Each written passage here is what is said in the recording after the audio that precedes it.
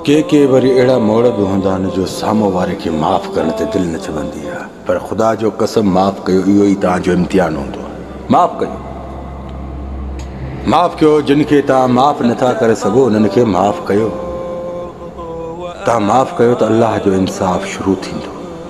तव्हां पंहिंजे दिलि ऐं दिमाग़ में रखी घुमंदो त रब जो इंसाफ़ कॾहिं बि तव्हांजे मथां नाज़िल न थींदो।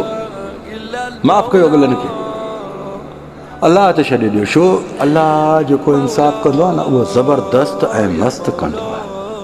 तूं पंहिंजे ख़्यालातनि जे ज़रिए ई घणो कुझु सोचे सघे थो।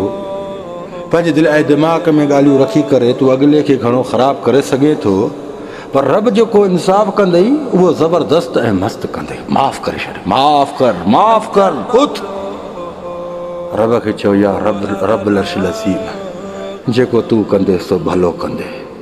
मां इंसान आहियां, मां करे बि छा थो सघां। तुंहिंजो इंसाफ़ तुंहिंजी दरबार मां जॾहिं नाज़िल थींदो न, उहो ज़बरदस्त ऐं मस्तु हूंदो। बसि मां तो रब ते छॾियो आहे, अलाह ते छॾे त ॾे, रब ते छॾे ॾे। ॾिस त कीअं था बेड़ा पार थियनि। उथी नई ज़िंदगी शुरू कर।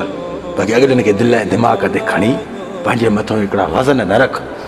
ख़ाली कर पाण खे ख़ाली कंदे तॾहिं दुनिया तोखे ख़ूबसूरत हसी नज़र ईंदी। जेकॾहिं अॻिलनि जा इहे टेंशन, इहे ज़हन में ॻाल्हियूं इहे रखी घुमंदी, रब जो कसम पंहिंजो पाण खे अंदरूं खाईंदो वेंदे। उथ बिस्मिल्लाह तवक्कलतु अलल्लाह, ला हौला वला कुव्वता इल्ला बिल्लाह। मौला या मौला।